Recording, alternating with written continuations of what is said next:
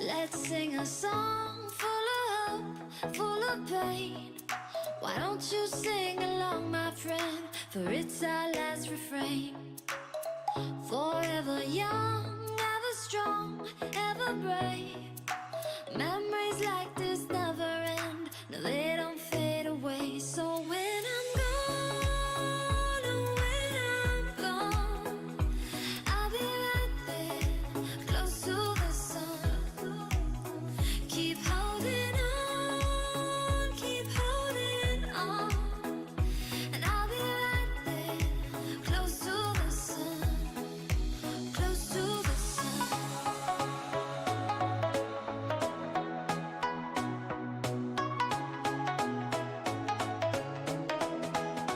close to the sun.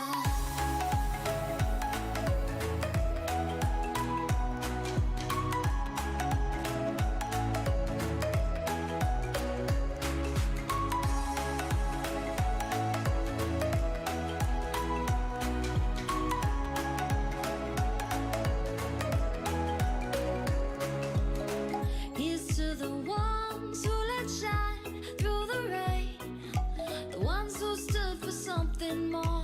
We won't forget your names. The tide is high, say goodbye, we're setting sail, and all those midnight secrets told, we'll take them to the grave. So when I'm gone, oh, when I'm gone, I'll be right there, close to the sun. Keep holding on, and I'll be right there, close to the sun, close to the sun. Close to the sun.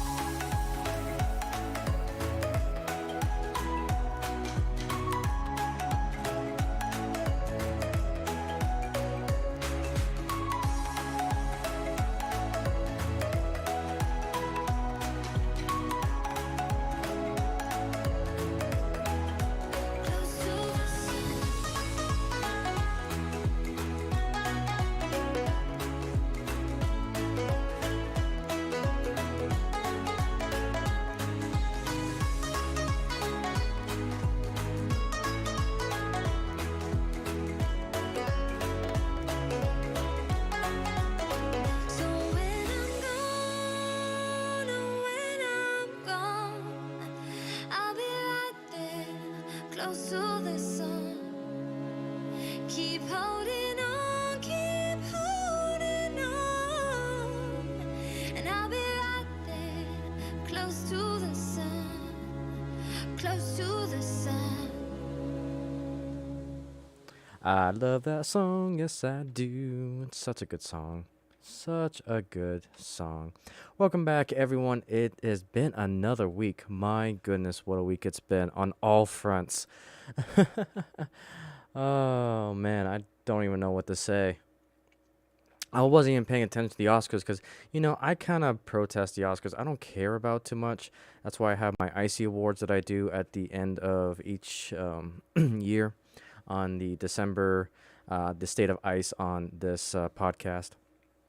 Just because I just want to talk about things that I enjoyed and want to get the word out there that, the Oscars covers movies. We're going to cover all sorts of awesome things from movies to TVs to manga to all sorts of things. So, yeah, I wasn't planning on going to watch it, but then, man, it was the slap that was heard around the world. That phrase has been coined by the critical drinker, and it is probably the best one when it comes to this whole event. The slap that was heard around the world. Kind of ridiculous, but welcome back. I am your host, the Ice Dragon, Rayron VR. Welcome back to episode 24 of the Icey Lair podcast. We have a lot to talk about. We had the Will slap that was heard around the world. We've got Disney biting the hand that feeds them. And then we just got a whole bunch of random nonsense that was going on the Twitterverse. So there is a lot to talk about. And I want to try to get some space news in there. There hasn't been a lot of spacey things right now besides SpaceX. And we got the dry run of the SLS. and we had an astronaut in space come back that kind of broke a record. So if we can get to it, we will talk about that. But yeah, space was unfortunately not a lot of news going on in there, and I always want to get some sort of space news and content for you guys to talk about because it is a passion of mine. So wow, with that, let's go ahead and go to our first topic of the day, and that is the slap that was heard around the world. So last Sunday, if I remember correctly, we had the Oscars, and it was going their typical, smell my own farts, wokeness. The Amy Schumer, I think it was. She wasn't funny. I didn't care too much about it, but man, I was just. What was I doing? So I was working on a modular for my Mythical Railroads channel, and for my big project of a train show that's coming up in starting Monday. And there's going to be a big project with that on the Mythical Railroad channel. So feel free to subscribe to that channel so you can see what I'm doing with that. But I was working on that modulars, and I saw a post from the Quarterling saying that Will Smith should be arrested. It's like, what is going on? And that was kind of the tweet that led me into, okay, what exactly happened? And then I saw Twitter about Oscars and Will Smith slap. And then I dug more into it. And sure enough, this happened. Will Smith slaps. Oh, and I apologize for not knowing the name. I'm terrible with names. Who was it? Chris Rock. There we go. My goodness. Brain just decided to not brain dead there for a minute. Chris Rock. And so kind of the whole backstory was that Chris Rock made a G.I. Jane joke to Will Smith's wife. And at first it looked like Will Smith was laughing at the joke, but then his wife, what was it, Jane? Oh yeah, Jada Pinkett Smith. Sound like John Jacob, Jingleheimer Smith. Made a joke about Jada Smith, and it was a G.I. Jane joke. It's like, okay, sure, whatever. It's comedy. And then Will Smith gets up and slaps Chris Rock. Excuse me. I don't know why I want to say Chris Tucker. Chris Rock. And man, I got to give props to Chris Rock because he kept his composure. He was trying to defuse the situation. He was surprised by this. My goodness. So my initial thoughts is like, what the hell, Will Smith? What are you thinking? I understand he's trying to do this chivalry thing and try to defend his wife from the joke and everything, but here's the problem. There's a time and a place. And I go back to a familiar phrase that is praise in public, criticize in private. That is the adult thing to do, in my opinion, when it comes to this stupid slap. I mean, it's just the very childish thing to do, and especially in front of everyone. Well, you have 100 plus so witnesses when you do something like this. Not only that, what does that tell upcoming generation? It's like, oh, I can slap anyone I want as long as, we're still cool, we're still friends. Something like this, you would get arrested for. But Will Smith, meh. There's no criminal investigation. Chris Rock hasn't pressed any charges. He's stayed kind of silent on this. I haven't dug too much into it if he has made any official statement on the matter, but to my understanding, it is diffused and they kind of just both want to move on. But as far as my understanding, Will Smith's career is pretty much done. He resigned from the Academy of Awards, and there's really nothing else for him, I think, at this point. And it's like everyone is wondering, why did he do this? They are technically in open marriage, and something that a good friend of mine has been suggesting and found some interesting information about and she kind of told me to look in this particular direction. Is that, there have been some rumors that this is kind of an older article, but um, I would have to do a little bit more digging than I could care for. But there has been some rumors that Will Smith and Jada Smith have been practicing Scientology. Now, I am definitely not a fan of Scientology, but we can speculate that they may have been influenced by it. And so there are some interesting speculation that this could potentially be true. Again, we have to do a little more research, but it's interesting when we dig a little bit. So Will Smith and Jada Pinkett Smith have long denied allegations that they are members of the Church of Scientology. However, the high-profile Hollywood couple operated a private school that reportedly taught the controversial religion to students. Interesting how that works.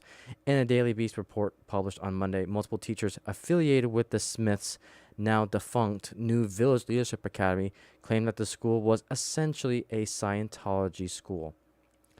So there may be some truth that they are not that they don't practice and don't advocate Scientology. However, the practices and the theory that make up Scientology, they were essentially teaching it in the so-called private school, now defunct school, which is interesting. So this could shed some light into why, again, this is all theoretical. We'll have to do a little more digging, find the facts and so forth. And again, I'm not Will Smith, so I can't, tell you exactly if they like this type of stuff. But it could shed some light into why, Will Smith acted the way he did and why, Jada and Will are in this particularly open marriage. And, it may just shed some light. I don't know, it's just something to look into. And, I haven't read any of Scientology stuff. I would rather read manga and carve my eyeballs out before I read Scientology, but let's go ahead and continue here. So as noted by Daily Beast, the Smiths intentionally used one of the residences as the base for the New Village Leadership Academy, but in 2008, they opened the doors to a building in Calabasas, California. Olivier, who co-founded and oversaw the academy for a year, told the publication that while she was not specifically instructed to teach Scientology, many of the teachers that the Smith had working at the school were followers of the religion. Interesting how that works. Oliver also said that she was asked to take study technology courses based on a teaching method developed by Scientology founder L. Ron Hubbard. They never mentioned Scientology, Oliver said of the Smiths, but I remember they sent me the L. Ron Hubbard book, and I didn't put it together. It just seemed like a great opportunity. So again, when you're looking into this and into the potential why, this is definitely something to look into. Unfortunately, it would take you down the rabbit hole of Scientology and see what their teachings are when it comes to a relationship foundation. But I think this is definitely, and it's a great avenue to look through, to analyze, that I really haven't seen anyone else really talk about. Again, a good friend of mine had to show me that, this potential connection to Scientology with Will Smith. So yeah, that is very, very interesting. So who knows? Who knows? But one thing is for sure, I think Will Smith essentially signed his retirement. I think he signed his retirement. I don't think we're going to see any more of him anytime soon. He needs to stay low, and we've already had an announcement that I think Bad Boys Forever has been delayed. Let me see if I can find an article on that, because I know they were supposed to be working on another movie for Bad Boys. But let's see. Or Bad Boys. No, I think For Life was the latest one that came out.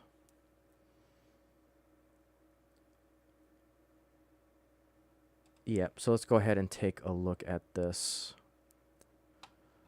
I'm seeing multiple sources here, so I'll just grab it here that I see. Again, take it with a grain of salt. Movie web, Bad Boys 4 production reportedly paused following Will Smith's slap. The fallout of Will Smith's Oscars slap has been reported to have caused production to pause for a new Bad Boys sequel. For something that could have been a throwaway joke, the actions of Will Smith at last week's Oscar ceremony have brought the incident much more attention and press than it would ever have been given had been allowed to pass the same way as the other jokes aimed at the celebrities in attendance on the night. We'll talk about that here in a moment. Although Rock declined a chance to raise criminal charges against Smith, the Academy has forced into launching an investigation to decide what action they will take. But it seems that Smith has decided to take matters in his own hands and yesterday resigned his membership to the Academy. However, it seems that there could be ramifications for the actor, with new information from the THR suggesting that the production of new movie Bad Boys 4 was put on hold following the incidents. So again, now we're starting to see the ramifications of, slapping another person, which I think should be a criminal act. Again, the LA Police Department and Prosecution Office hasn't formally charged Will Smith, but I know if you would do that in a different state, you would definitely not get this special treatment. Interesting. And so now we can also look at the other side of the argument. Well, do you think Chris Rock's joke was insensitive? Of course it's insensitive because it's comedy, okay?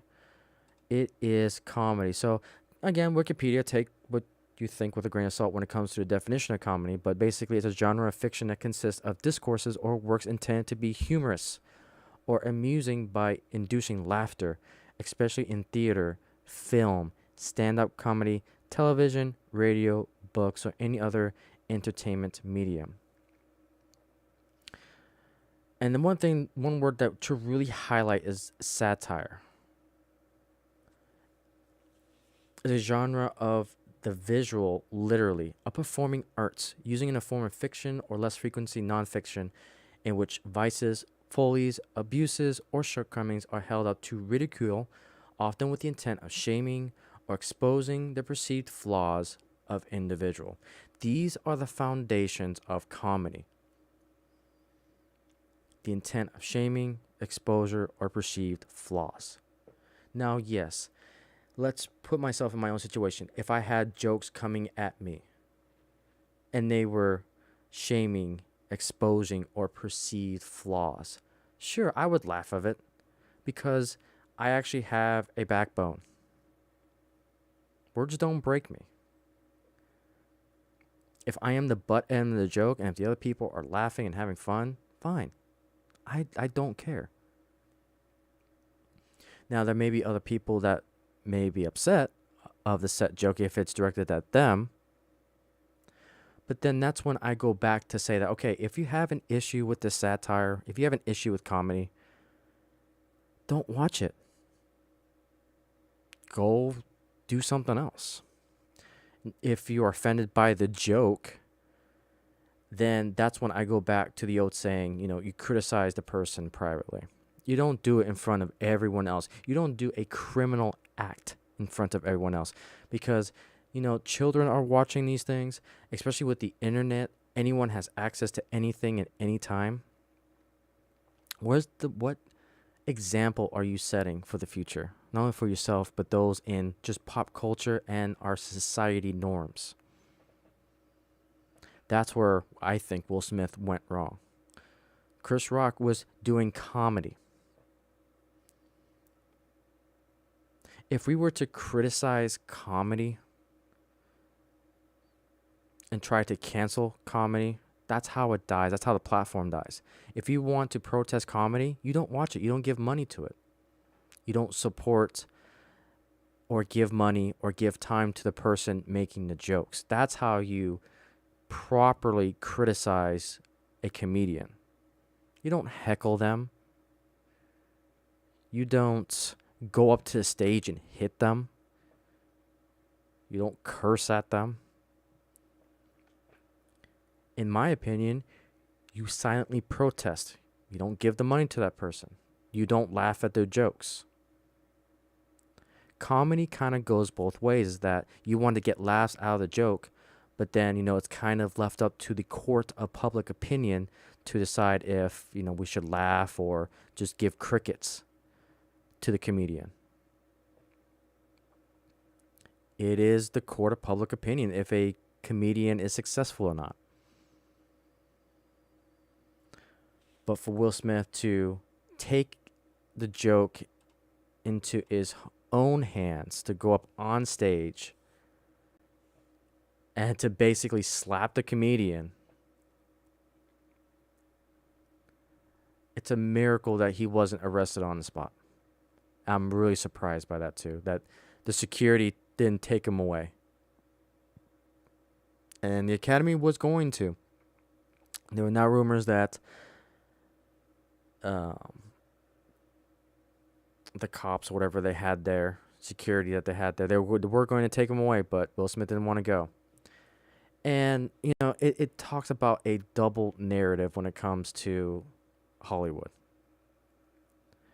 Because let's take the Hollywood spotlight out of these two names and actors. If you had just some Joe Smo, white, Hispanic, African American, doesn't fucking matter. If you had an individual go up to a stage and slap a comedian, that club will bounce that person out and be arrested. End of story. But yet these are named individuals on a named platform. They, regardless of who you think they are, they got special treatment. This is the definition of special treatment.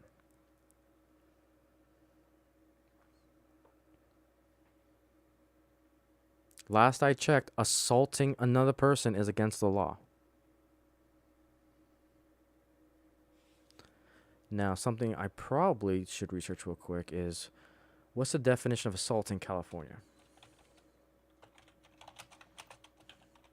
Because these type of laws, they vary from state to state, and probably city by city. So we're going to go ahead and take a look at this at the California Penal Code. Looks like it's 250. So assault applies whenever anyone willfully does anything that would result. Hang on, let me go ahead and bring this over here so you guys can see. Because sometimes I want to have some sources to things that I'm thinking about as a theory. Applies whenever anyone willfully does anything that will result in applying force to another person while having facts that would make a reasonable person realize the act will result in applying force to someone else. To be convicted, you have to have the present ability to apply force, and you can't have acted in self-defense or defense of another. So it could be debatable about defense of another, but I would argue verbal defense is, it's got to be physical in my opinion. But let's continue. Simple assault and a misdemeanor crime. A conviction can result in 6 months in a county jail or a fine up to $1,000 or both jail time and a fine. What does California Penal Code 240 assault prohibit? In sum, to be guilty of assault under the code, you must do something that will result in applying force to a person and do the act willfully, and be aware of the facts that should make you realize your act will result in applying force, and have the present ability to apply force and possess no legal excuse. So we kind of need to break that down a little bit. So do something that will result in apply a force to a person. Yes, the slap was considered a force. Do the act willfully. Well, he stood up, walked to the person, and slapped it. So that's willfully. Okay. So 2, be aware of facts that should make you realize that your act would result in applying force. So that one's a little bit tricky. Be aware of facts that should make you realize your act will result in applying force. So I would argue this is the case when he was crying when he was going up on stage and receiving his Oscar. I think it's very blunt that he knew the facts of what he was doing. So I think number 3 is the case. Have the present ability to apply force. Well, yeah, that was pretty clear cut. And possess no legal excuse. Yeah, there's no legal excuse that justifies him going up and slapping him. So the prosecution must prove the following beyond a reasonable doubt. You did the act by its nature would directly and probably result in application of force and of the present, okay, and willfully, yep, aware of facts. So when you acted, you had facts that would make a reasonable person realize the act would directly and probably result in applying force to someone. I think it's premeditated. I think it's pretty straightforward. So you didn't act in self-defense or in defense or of someone else. So this is where you would really have to look at the details. So in defense of someone else, so you would have to define that if it's a physical defense, verbal defense, because technically he was in defense of the wife. So that one can be misconstrued, but we'll see. As no, simple assault is a misdemeanor under the California law. If you're convicted of the charge, you face up to 6 months in a county jail, fine up to a fine of $1,000, or both a fine and jail time. And then we can go into all little details. So I think just in theory that California can prosecute. Interesting.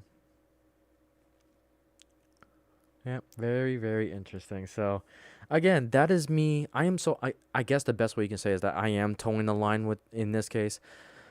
But I think the whole, I am defending I'm more. Okay, so the way I lean towards this is that I think Will Smith is 100% in the wrong. Chris Rock said a joke about comedy. Okay. Will Smith got up and slapped him, trying to defend his wife. Again, it's debatable in what we just read about the law. Was Will Smith technically defending his wife? You have to go more you have to dig more into it. Either way, still doing that in public, I think is 100% wrong. If they were best friends, if I was Will Smith, I would just say, take it behind the scenes. It's not worth your career. Praise in public, criticize in private. Crazy the world we're living in. The slap that was heard around the world. Unreal. Absolutely unreal. Okay, let's go on to... This is going to be kind of a little bit heavily political episode. I don't like going to politics, but it has creeped up so much into pop culture and into our escapism that sometimes we just got to talk about it. And to defend escapism is to talk about it. Okay, so Disney, kind of a two-hit punch here. A lot of streamers, a lot of content creators, a lot of influencers, they have been speaking the same tone. Buy physical media. Now, I would admit that I fell into the trap a couple times of, okay, let's just go digital. I can go to a streaming service and just get all my content that way whenever I want. But here's the problem. When you rely on a server that's owned by another person, they can digitally affect the movie. MCU Direct. Falcon and the Winter Soldier's new edit on Disney Plus no longer shows a mid-report bounty hunter getting impaled by a metal pipe. Now the pipe simply bounces off her. That's the original. That's the updated. This is scummy beyond all belief. Get physical media. They cannot do this type of shit. Disney is trying to hold on to their family-friendly ratings, and now they're going back and digitally altering their movies so that way it fits Disney Plus's platform. This is crazy. That we're going to be living in a world where the movie that we saw in the movie theater will not be the same upon release digitally. I think this sets a very dangerous precedence.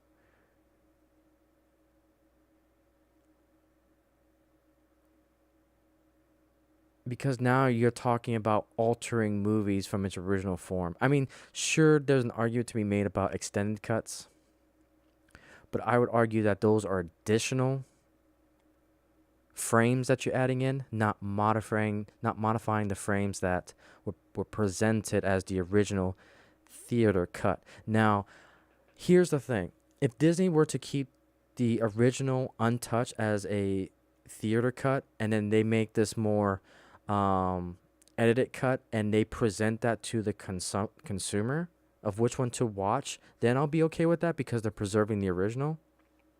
But they're doing it on their own free will and advertising that it's the theater release. And that's where I think is wrong. And I think they did this right here in another scene here. Disney Plus has edited scenes of Falcon Winter Soldier to censor violence and blood. More photos and detail. That's crazy. That Disney's going back and editing their own movies so that way it's more family friendly. That's all they're trying to do is make it family friendly. Well, let me show you the more darker side of Disney. They're making this to be family friendly. But yet when you have Disney supporting against the parental right education in Florida, that's the hypocrisy of this corporation.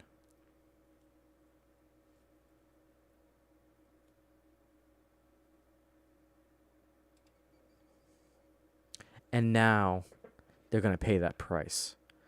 Disney is basically allowed to function as its own government in Florida. DeSantis pissed that the major Florida employer is against his Don't Say Gay bill. That's not how it's phrased, by the way. Again, I'm not going to get too political into this, but this is a media term that they have labeled on this bill. If you actually go through the bill, it is basically, in a nutshell, it gives the full disclosure to parents of what the teachers are teaching in K-12 schools, which is how it should be, in my opinion. Is threatening to revoke those privileges. Florida Governor Ron DeSantis is ramping up his war against Disney, threatening to retaliate against one of his state's largest employers over its criticism of the anti-gay law, which, again, this is not right. This is the family rights bill he signed last week. Disney has alienated a lot of people now, DeSantis said at his press conference Thursday, and so the political influence they're used to wielding, I think, has dissipated. And so the question is, why would you want to have special privileges in the law at all? And I don't think that we should. DeSantis appears to be endorsing the idea of floating some state GOP lawmakers to revoke special privileges Disney has enjoyed for decades under the Reedy Creek Improvement Act as punishment for its stance against the parental right bill. I hate, this is not how this is the wrong terminology. Again, you want to talk about falsifying and false news, this is it. And in fact, I don't want to steer you guys to one side, but let's go ahead and see if I can find this bill.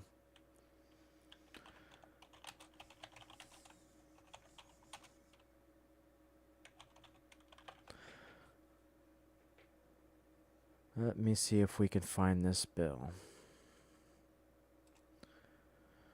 Because I want to present... Okay, so this is the bill that... Again, I want to present things fairly. So this is the CSCHB 1557, Parental Rights in Education. General Bill. By Jurisdictory Committee, the Education and Employment Committee, and Harding of Grail. And that's all the people that... okay, so Parental Rights in Education requires district school boards to adopt procedures that comport with certain provisions of law notifying students parental of specific information. Requires such procedures to reinforce fundamental right of parents to make decisions regarding upbringing and control of their children. Prohibits school districts from adopting procedures or student support forms that prohibit school district's personnel from notifying parents about specific information that encourage students to withhold from parents. Such information prohibits school district personnel from discouraging or prohibiting parental notification and involvement in critical decisions affecting students' mental, emotional, and physical well-being. Prohibits classroom discussion about sexual orientation or gender identity in certain grades. Requires schools district to notify parents of healthcare services.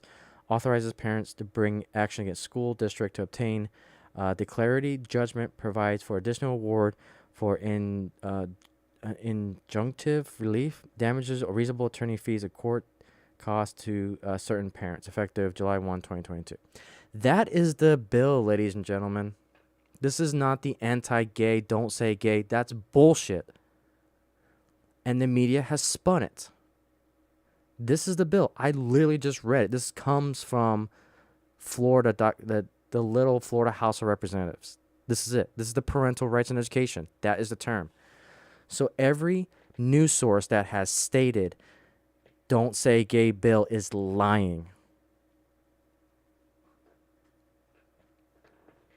Absolutely pathetic.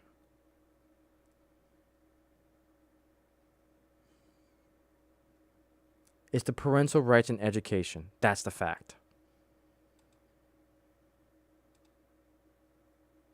That is the fact. It's not the anti-gay bill. It is the parental rights in education bill. The Reedy Creek Improvement District established, was to act on its own government, which I don't like that either. I don't like corporations being able to act like their own government. Checks and balances. The park oversees its own land use, regulates its own buildings, roads, essential, provides services and municipal county government typical would. By revoking the statute, Disney World would come under the county's regulations, which is why Disney was able to enforce its own mask mandates, because the parks have this special treatment. If Disney wants to embrace woke ideology, Florida State Representative Roach tweeted Wednesday, it seems fitting that they should be regulated by Orange County. Awesome.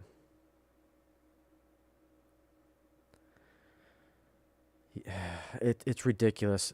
Disney wanted this to be removed. Kind of ironic how, they go from editing digital gore to be family friendly, and yet they're actually against this parental rights and education bill. You want to talk about a hypocritical company? Fucking Disney. Absolutely disgusting. And to be honest with you, let's go ahead and play our weekly tradition of where are the Disney stock prices at.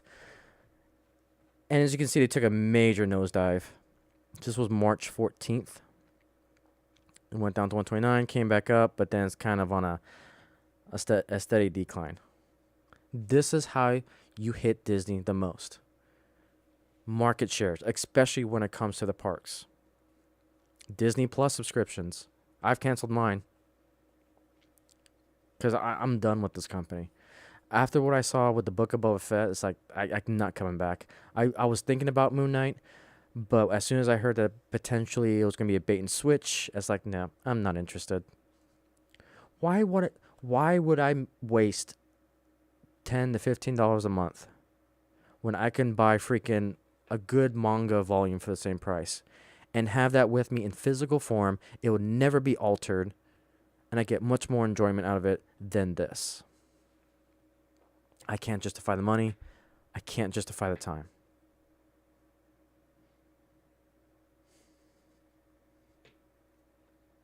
Unbelievable.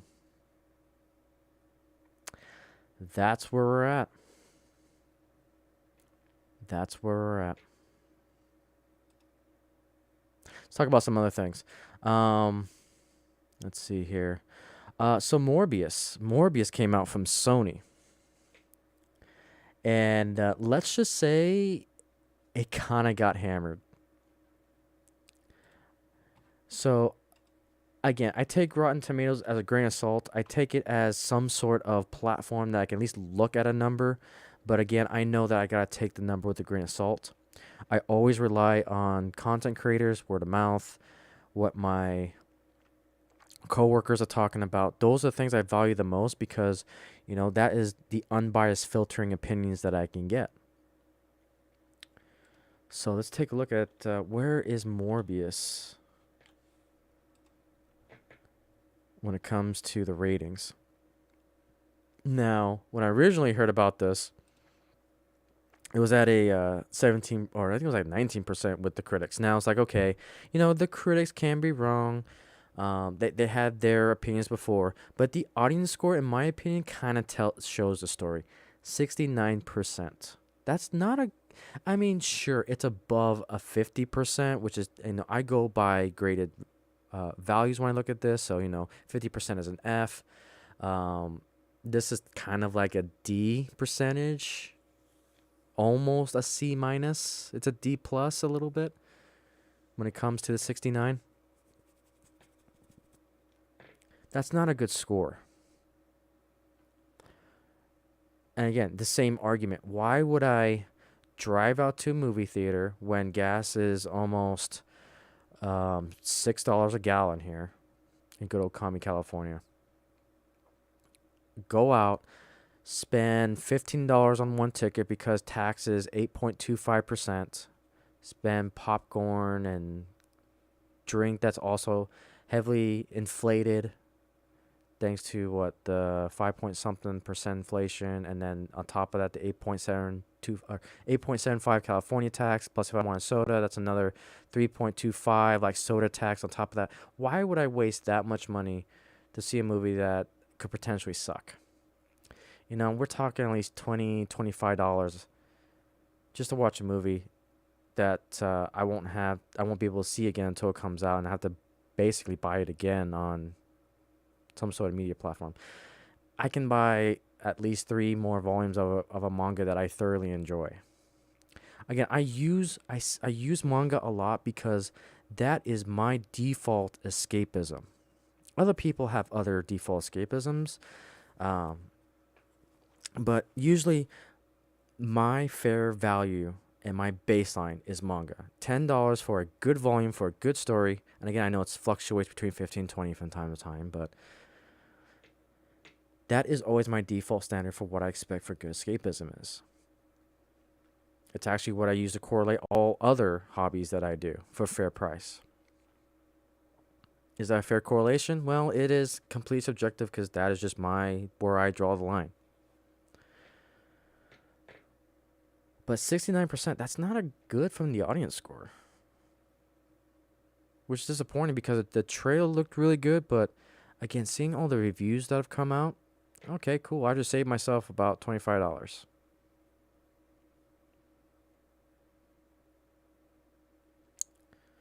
Dang.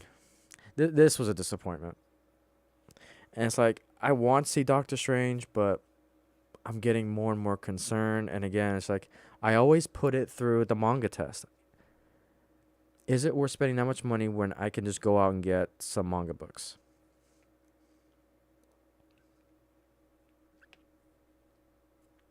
It's tough to say. Tough to say. Yeah, Morbius looks like it's going to be a big flop, and I'm not gonna go see it. Not gonna go see it.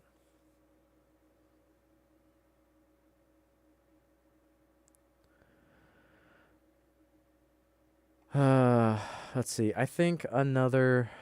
I wasn't sure if I'm gonna do a video on this or not, but I saw this and it's like I wanted to ship bricks. So you guys know I'm really passionate about model railroading. I have a whole channel dedicated to this stuff, and I've been torn if I want to do a video on this because I don't know what channel to put it on. So I figure I'll just talk about it here. This is kind of my catch-all stream. National Railway Museum will investigate steam trains for links to slavery and colonialism in 9,000-pound research project.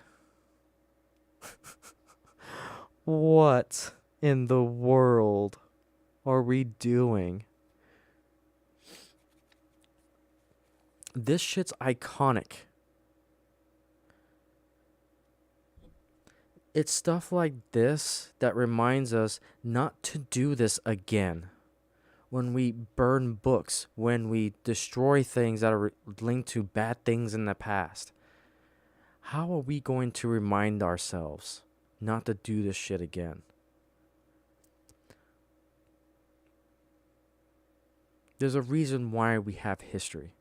Like, the more and more as I grow older, the more and more I respect history.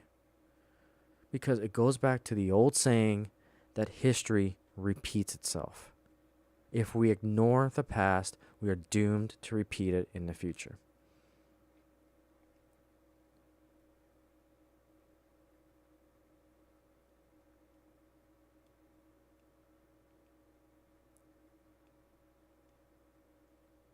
Ridiculous.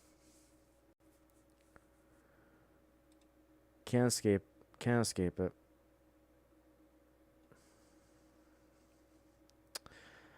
Some other things that kind of hit the news. Ezra Miller arrested in Hawaii. Is anyone really surprised by this? I mean, a dude punched a pregnant lady.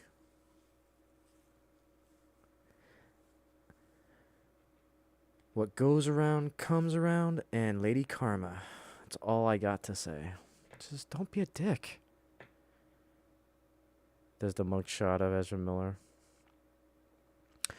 Oh, goodness. So, one more. Oh, man, this is another topic I can go into forever. Yeah, we're going to talk about this. We're going to talk about this because this is pissing me off. All right. Halo. Oh, Halo. So, Halo is quite a special place in my heart because when I grew up, when I was in high school, I definitely remember the Xbox One coming out with Halo as its premier title.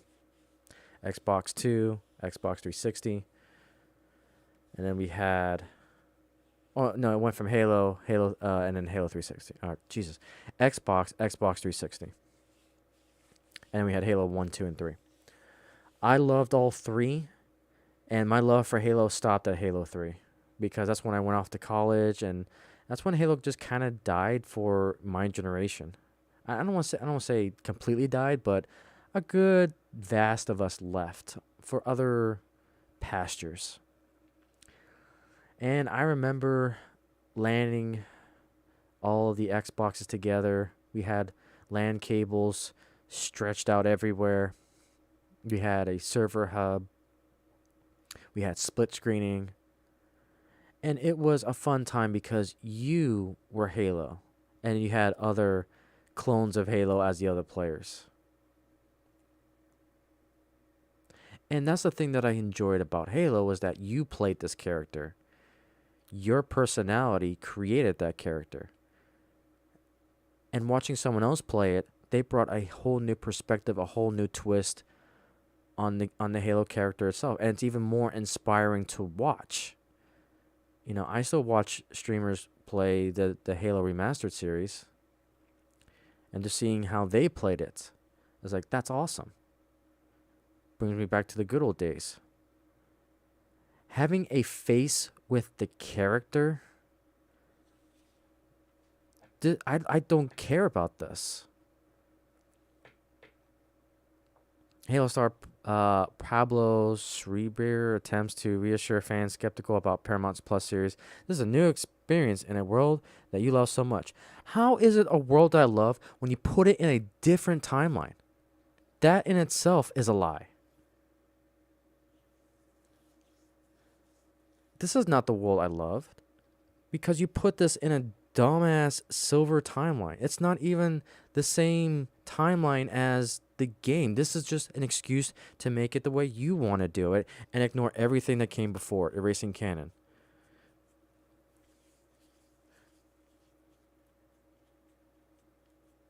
Pathetic.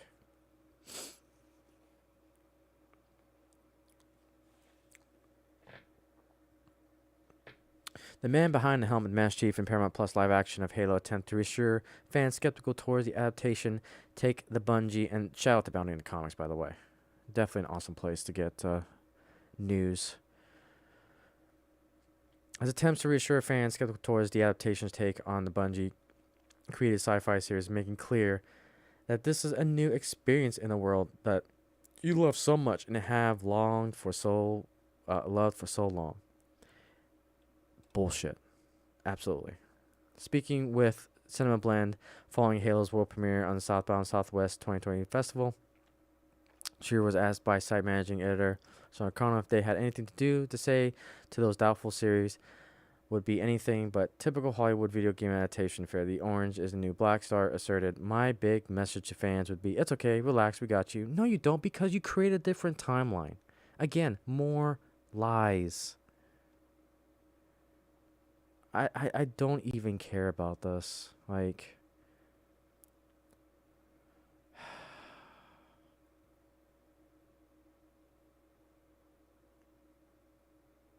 I wonder if they have the image. And the fact that you did this in episode 1. Where's the stakes? Where's the grand reveal? What happened to good storytelling? What happened to writing?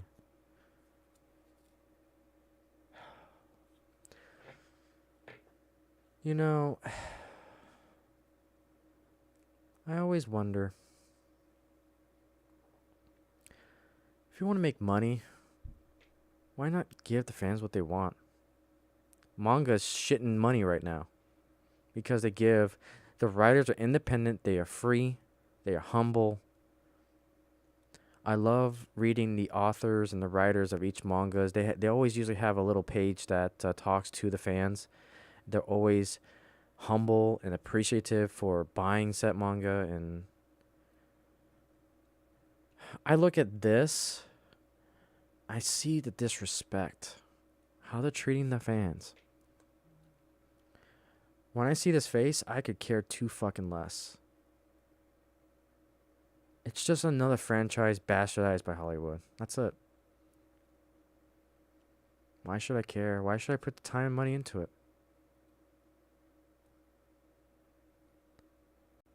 I want new stories. I want the old ones improved and respected upon the lore. But I'm not going to get that. Anything that's adapted, don't care for it. The only adaptation that I want is my favorite manga stories being adapted to anime. Like almost every day on Twitter, I'm seeing a new anime adaptation. Not a live adaptation. Fuck that. We saw what happened with that with Cowboy Bebop and Death Note and all that. No, I'll stay with the anime. You know, I want Chainsaw Man in anime form. I want to continue to watch Blue Period with their adaptations.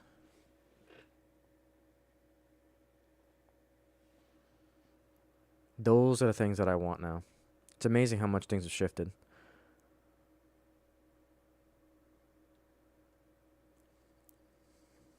Simply amazing. Yeah, could care less. Could care less. And that's why manga's laughing so freaking hard.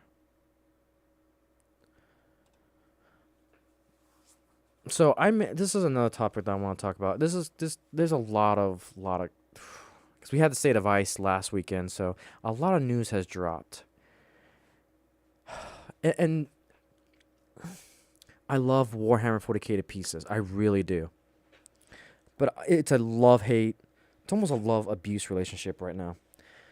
Because I want to support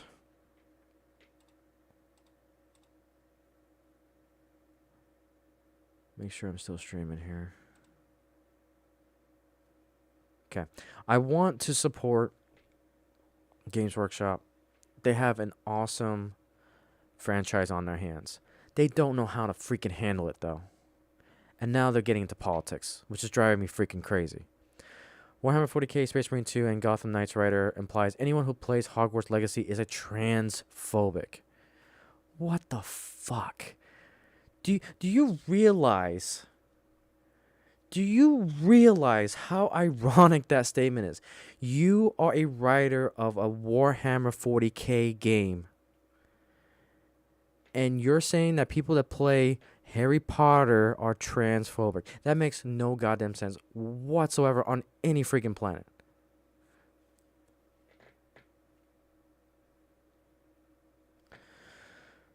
Warhammer 40K, Space Marines 2, and Gotham Knights writer recently implied that if you're playing the upcoming Hogwarts Legacy game, you are transphobic. The writer, who called himself Ashley Cooper, wrote on Twitter, "If you're going to insist on playing the Wizard game, stop bending yourself to a pretzel trying to find a way to explain or justify doing so, and having the conviction to say transphobic is not a deal breaker for me." Goodness gracious. In a subsequent tweet, the writer tweeted, "For anyone that thinks they're clever for mentioning that I own an iPhone, capitalism commonly breaks us into the corner that forces us to choose between various bad options. But unlike me needing a smartphone for some kind of work, no one needs a certain piece of entertainment." So you're telling me, the customer, what I should and should not buy. Got it. Ironic. Cooper doesn't make it explicit on why he's accusing people of transphobia if they play Hogwarts Legacy, but it's more likely it has to do with Harry Potter creator J.K. Rowling's stance on sex and gender. I give up. Why should I buy this game then?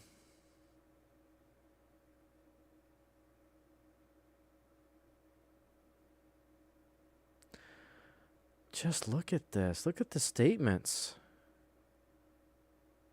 Boycott any media that features a cis person playing a trans person. Oh, yikes.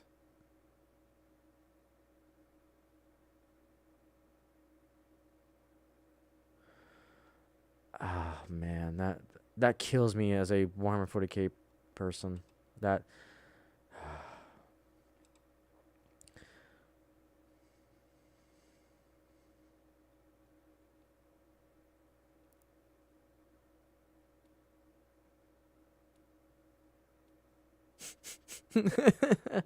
That's a perfect statement there.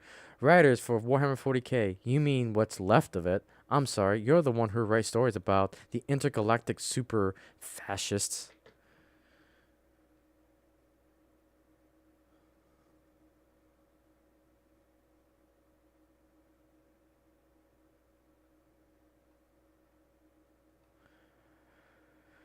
Oh man, we live in a time, I swear.